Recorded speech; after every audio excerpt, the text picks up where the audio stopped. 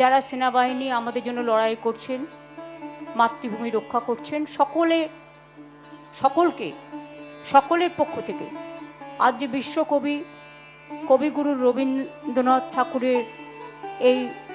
জন্মদিবসে, যেটা বলতে পারেন আমাদের ভাষা সংস্কৃতিরও একটা জন্মদিবস, যে যেভাবে দেখেন, কারণ রবীন্দ্রনাথ ঠাকুর ছাড়া আমরা কিছু ভাবতে পারি না। আকাশের মেঘ কালো, আধারের ভ্রুকুটিও আছে,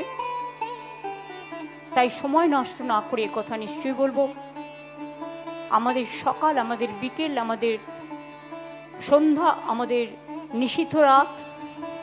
আমাদের দুর্যোগ, আমাদের দুর্ভোগ, আমাদের আনন্দ, আমাদের দুঃখ, আমাদের স্মৃতি, আমাদের স্মরণী, সব কিছুকে কেন্দ্র করি আমরা বিশ্বকবির কাছ থেকে কিছু না কিছু সব সময় শিক্ষা পাই, যা থেকে আমরা নিজেরা আমাদের আইকন হিসেবে আমরা এই সমাজকে যতটুকু কন্ট্রিবিউট করতে পারি, তাদের থেকে এটা আমাদের শেখা।